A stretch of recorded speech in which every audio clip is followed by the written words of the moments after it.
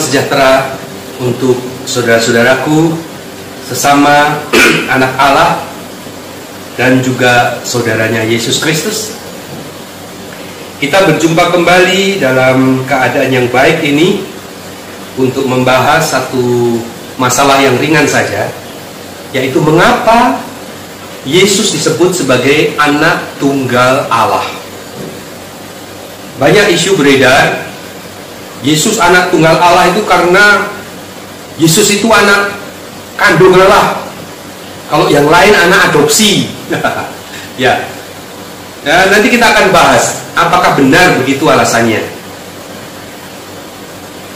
Lepaskan dulu segala dogma yang mengikat pikiran kita. Mari kita membahas secara bebas dan biarkan Alkitab ini akan menuntun kita kepada kebenaran, ya. Yang disebut anak tunggal menurut saudara itu seseorang punya anak tunggal, berarti orang itu punya anak yang lain atau tidak? Tentu tidak punya, bukan? Anak tunggal itu ya cuma satu tok til, tidak ada anak yang lain. Namun demikian saya mendapatkan ayat bahwa Allah itu anaknya bukan cuma Yesus, masih banyak anak Allah yang lain. Ya, salah satunya saya akan sebutkan ayat ini. Ini hanya salah satu, ya. 1 Yohanes 3 ayat 2. Saudara-saudaraku yang kekasih, sekarang kita adalah anak-anak Allah. Sekarang kita adalah anak-anak Allah. Tetapi belum nyata apa keadaan kita kelak. Akan tetapi kita tahu bahwa apabila Kristus menyatakan dirinya, kita akan menjadi sama seperti Dia, sebab kita akan melihat Dia dalam keadaannya yang sebenarnya. Saudaraku, Allah punya anak yang lain. Jadi bagaimana? Yesus anak tunggal Allah atau bukan? Kita coba cari hal yang lain untuk mengupas masalah ini. Kalau Yesus adalah anak tunggal Allah, Yesus punya saudara atau tidak? Kalau punya saudara berarti Yesus bukan anak tunggal dong. Kita temukan ayatnya di Roma 8 ayat 29. Sebab semua orang yang dipilihnya dari semula, mereka juga ditentukannya dari semula untuk menjadi serupa dengan gambaran anaknya, supaya Ia, anaknya itu, yaitu Yesus, menjadi yang sulung di antara banyak saudara. Ayat Alkitab mengatakan Yesus punya banyak saudara. Jadi artinya Yesus anak tunggal atau bukan? Bukan. Lagi,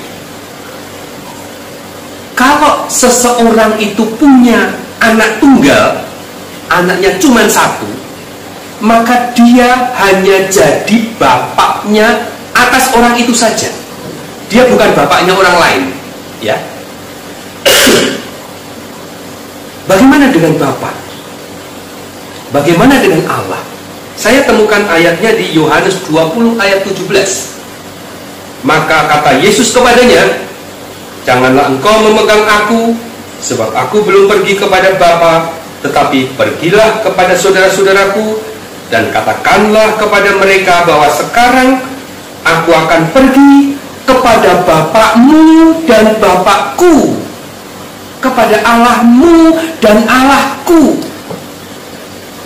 Jadi Bapa itu, Allah itu adalah Bapaknya Yesus, juga Bapak kita. Jadi artinya Yesus anak tunggal atau tidak? Tidak. Karena Bapaknya Yesus itu juga Bapak kita. Ini menarik. Jadi kalau demikian, ternyata Yesus punya saudara, ya. Ternyata Bapak itu bukan cuma Bapaknya Yesus. Ternyata Allah itu punya anak yang lain. Lalu kenapa Yesus disebut anak tunggal Allah? Sebutan anak tunggal Allah itu hanya bisa kita temui di kitab-kitab tulisannya Yohanes. Saudara cari Di seluruh Alkitab yang menyebut Yesus anak tunggal Allah itu hanya ada di kitab tulisannya Yohanes, yaitu di Yohanes atau di 1, 2, 3 Yohanes. Ya. Jadi gampang kita memahami maksudnya, ya, karena sebutan itu hanya digunakan oleh Yohanes sebagai sang penulis. Saya menemukan pertama kali Yesus disebut sebagai anak tunggal itu ada di Yohanes 1 ayat 14. Firman itu telah menjadi manusia dan diam di antara kita, dan kita telah melihat kemuliaannya, yaitu kemuliaan yang diberikan kepadanya sebagai anak tunggal Bapa, penuh kasih karunia dan kebenaran. Disitulah pertama kali Yesus disebut sebagai anak tunggal Allah. Jadi kalau kita bisa memahami kenapa Yesus disebut sebagai anak tunggal di ayat itu, maka untuk ayat selanjutnya kita akan paham apa maksudnya. Saudaraku, kalau kita telisik dengan teliti ayat itu, saya ubah sedikit penjelasannya, bukan mengubah karena salah, tetapi saya ubah supaya memperjelas artinya. Saudara akan melihat makna yang sangat jelas. Saya akan bacakan, ya. Saudara mengikuti di Alkitab saudara, saya bacakan. Firman itu telah menjadi manusia dan diam di antara kita, dan kita telah melihat kemuliaannya, yaitu kemuliaan yang diberikan kepadanya bagaikan anak tunggal Bapa. Jadi kata sebagai itu saya terjemahkan menjadi bagaikan atau laksana atau seperti.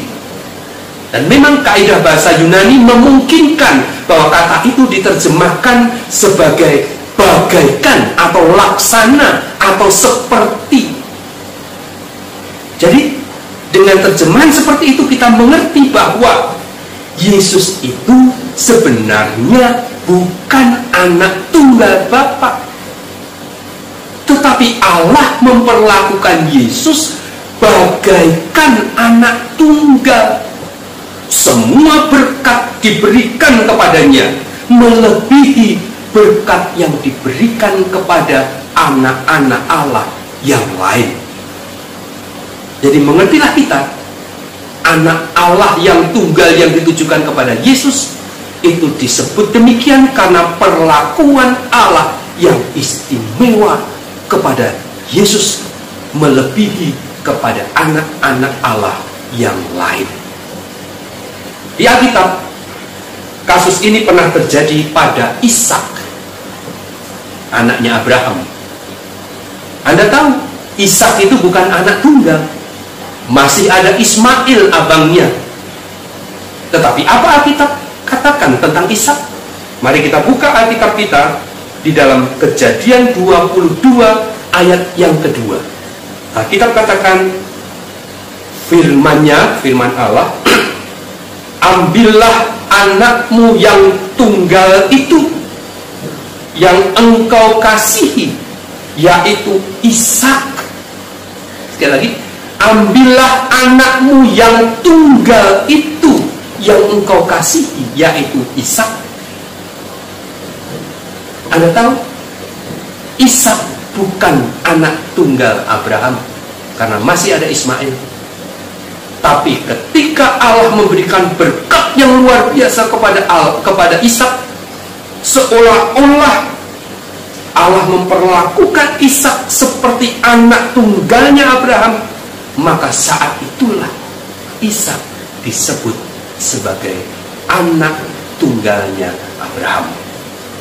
Sama seperti Yesus, anak Allah ada banyak, tetapi berkat khusus yang diberikan oleh Allah kepada Yesus membuat Yesus disebut sebagai anak tunggal Allah. Lalu bagaimana dengan anak adopsi atau anak kandung? Ibrani 2 ayat 11 menolak anggapan itu. Kenapa? Karena dengan jelas Ibrani 2 ayat 11 menjelaskan bahwa baik Yesus maupun orang banyak umat setia itu berasal dari satu. Kalau berasal dari satu itu, berasal dari satu itu bukan adopsi namanya. Adopsi itu asalnya dari tempat lain. Jadi demikian penjelasan tentang Yesus, anak tunggal Allah.